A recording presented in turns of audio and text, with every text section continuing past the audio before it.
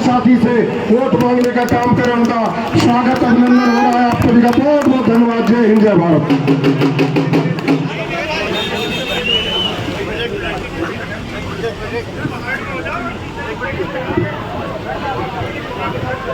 भारत माता की, भारत माता की।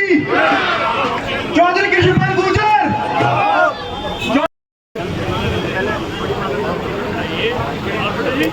मैं साइड में खड़े हुए अपने युवा साथियों से विनती करूंगा कि वो सामने बड़ी माला यहाँ करवाओ, यहाँ करवाने बड़ी माला एक नीचे को जान दो, नीचे को जान दो। अरे हंसो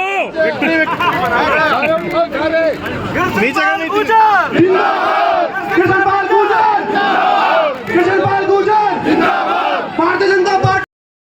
आगे की बड़ौली की पगड़ी में मैं अनुरोध करूंगा बाबा राम और भी बहनें आई हुई हैं, वो भी आए और मंत्री जी का फूल मालाओं से स्वागत करें।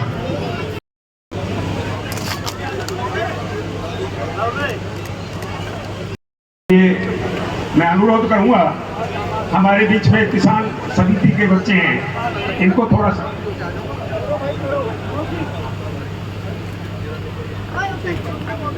चलो स्वागत करो, करो करो टाइम करो। आ जाए प्रिंसिपाल और भैया सुमेर भी आ जाए, चेहरे से दोनों ऊपर आए और स्वागत करें। बांध रहे हो, दोनों आ जाए।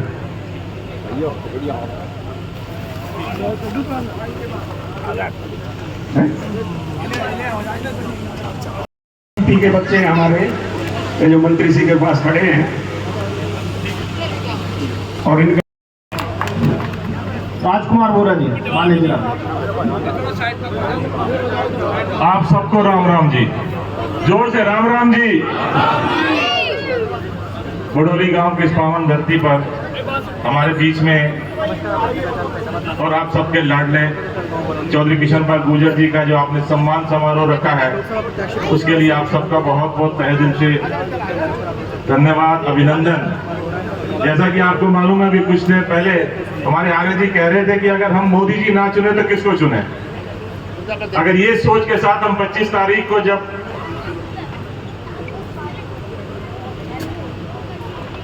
श्री भगत जी मंत्री जी का स्वागत करेंगे, कृपया मंच पर आए, तो 25 तारीख को जब आप वोटिंग मशीन के सामने खड़े होंगे तो ये जरूर सोचना, मोदी नहीं तो कौन। अगर जब ये सोचेंगे तो आपका हाथ खुद ब खुद कमल के बटन पर जाएगा। वो कमल के बटन को दबाने से कृष्णपाल गुर्जर जी दोबारा दिल्ली में हमारे एमपी साहब बन के जाएंगे और इतने वोटों से हमने जिताकर उनको भेजना है कि अगली बार मंत्री जी हमारे कैबिनेट मंत्री बनकर फरीदाबाद का नाम ऊपर रोशन करेंगे। ये आप सब लोगों के सहयोग से होगा। अगर आप सब लोगों ने, नौजवानों ने इस इलाके की तरक्की को लेना है, इस इलाके की मजबूती को लेना है, तो चौधरी कृष्णपाल गुर्जर जी को चुनाव में जिताकर भेजना होगा। हमें किसी रिश्तेदारी में नहीं फंसना, हमें किसी अपने यारी दोस्ती में नहीं फंसना, हमें केवल मोदी के नाम में और सनातन के नाम में फंसना है और कमल के निशान के ऊपर अपना वोट देकर चौधरी कृष्णपाल गुर्जर जी को दिल्ली भेजना है। गरीब शोषित मजदूर और हम सब के नेता जिन्होंने फरीदाबाद में नाम रोशन किया, बल्कि पूरे राष्ट्र नाम रोशन किया है। हम सभी के चहेते में आए। 14 तक रही, एक एम्स नहीं बनाया पूरे देश में। आज 2014 से 2024 10 साल में आज एम्स बढ़कर 27 हो गए हैं। 27, 21 एम्स बना दिए मोदी जी ने इस 10 साल में, जो कांग्रेस एक नहीं बना पाई 10 साल। ऐसी IIT, ट्रिपल IT, IIM, ये सब डबल हुए। मेट्रो 5 शहरों में चलती थी, आज मेट्रो 23 शहरों में चलती है। ये मोबाइल, दुनिया के देशों से हम 8 लाख करोड़ का आयात करते थे, आज भारत दुनिया में दूसरे नंबर का देश हो गया मोबाइल बनाने वाला। अब दुनिया के देशों को भेज रहा है। पहले दुनिया के देशों से हम रक्षा का सामान खरीदते थे, आज भारत रक्षा का सामान दूसरे देशों को भेजता है।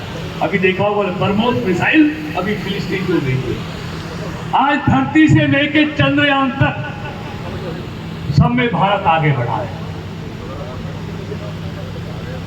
और जो दुनिया का भारत का सबसे बड़ा अर्थशास्त्री मनमोहन सिंह जब देश का प्रधानमंत्री हुआ, दुनिया में भारत 11वें नंबर पर आर्थिक ताकत था, और जब छोड़ के गया तब भी 11वें नंबर की आर्थिक ताकत था, एक भी ऊपर नहीं हुआ।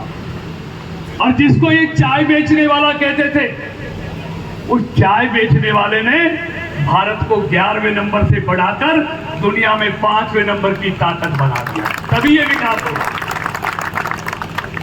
और मोदी की लोगों ने, इन्होंने चौकीदार चोर कहा और इन्होंने ईमानदार चौकीदार को दोबारा पहले से ज्यादा सीटें देकर देश का प्रधानमंत्री फिर बना दिया।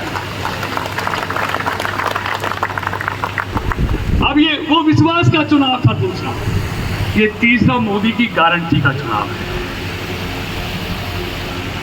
और गारंटी क्या है कि मैं भारत को इस तीसरे काले काल में दुनिया का तीसरे नंबर की ताकत बनाऊंगा। और जनसंघ से लेके भाजपा तक जो वैचारिक संकल्प थे वो पूरे किए हैं। 70 सालों में कश्मीर से 370 नहीं हटी, और मोदी जी ने एक झटके में 370 को साफ कर दिया। मेरे नौजवान साथी खड़े, YouTube खोलना, 2014 के भाषण देखना, फारूक अब्दुल्ला और महबूबा मुफ्ती की स्पीच निकालना। वो हमारे सामने कहते थे कि मोदी जी धारा 370 को छूने की तो आप छोड़ ही दो, हटाने की तो भूल ही जाओ, आप छूने की कोशिश भी मत करना, बारूद के ढेर पे बैठा है, फट जाएगा।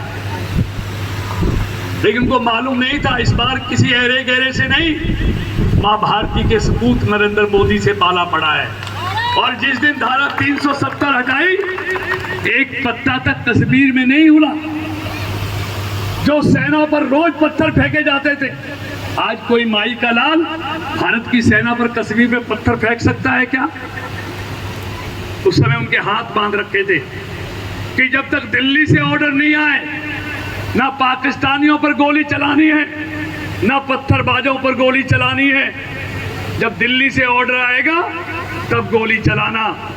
लेकिन मोदी जी की सरकार आई, रक्षा मंत्री राजनाथ सिंह जी बने, उन्होंने ऑर्डर कर दिया, अगर पाकिस्तान से एक गोली चलती है तो तुम बगैर पूछे 100 गोली से जवाब देना, पूछने की जरूरत नहीं है।